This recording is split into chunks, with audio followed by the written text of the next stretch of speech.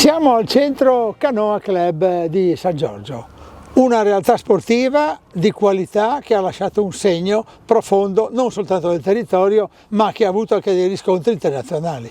Ma dalle immagini che vediamo convivere lo sport, l'industria, il porto e anche la capacità di tante persone che hanno saputo valorizzare quanto è stato fatto dalle pubbliche amministrazioni, costruendo un luogo dove di fatto arrivano anche nazionali dall'estero ad allenarsi, oppure ci sono campionati italiani eccetera. Possiamo dire che la canoa di San Giorgio ha fatto conoscere San Giorgio fuori da questo territorio anche a livello internazionale, come insieme ad altre società sportive. Per l'amor di Dio, San Giorgio c'è una grande tradizione sportiva dalla scherma fino al calcio soprattutto, fino a tante altre realtà che hanno fatto conoscere questa realtà. Però devo dire che qui ci troviamo in un impianto straordinario e lo scenario che vediamo sia per quanto riguarda l'acqua, il fiume, il porto, la zona industriale è un classico esempio di un equilibrio trovato tra tante realtà apparentemente in contraddizione, in realtà sono realtà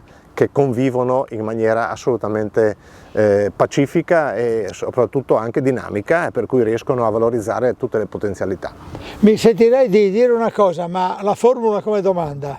Parli del Carnielutti alla difesa, alla tutela del territorio. Come dicevamo in altre circostanze, in ragionamenti fatti con lei, si difende un territorio che muore, si difende una realtà che è in difficoltà. Questa non è una realtà che muore né in difficoltà, per cui si tratta di valorizzare e metterla nelle condizioni di poter operare. Quindi non una difesa, ma cercare di costruire condizioni perché possa esplicitare tutte le potenzialità che ha. Quindi non una difesa, ma una valorizzazione.